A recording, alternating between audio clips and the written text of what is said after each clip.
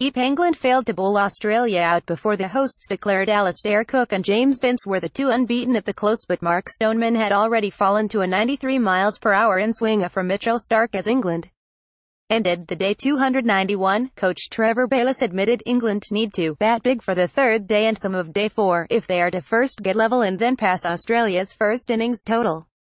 He insisted it was not beyond them. "The confidence is good in the dressing room. They were certainly not disheartened," said Bayliss. "Sean Marsh showed it was possible to score runs out there, and it is up to one or two of our guys to go out there and do the same as he did." Marsh's unbeaten 126 was the foundation around which Australia built their total. But there were also decent supporting acts from Tim Paine 57 and Pat Cummins 44 as Steve Smith's side built to a declaration.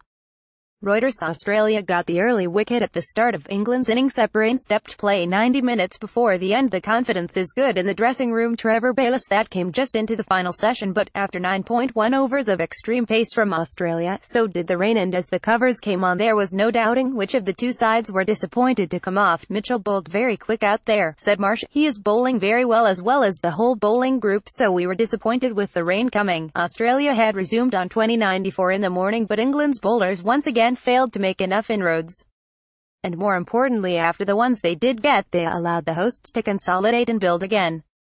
To let Australia climb so high after winning the toss in a match that England will feel represented their best chance of winning a test before the fourth match in Melbourne represented 2 bad days at the office for Root and his troops. And as well as Australia batted, England's bowlers were guilty of compensating for a lack of pace by bowling too short. Stuart Broad gave England the perfect start to the day, pinning Peter Handscomb LBW before Australia had added to their overnight with only the third ball of the morning.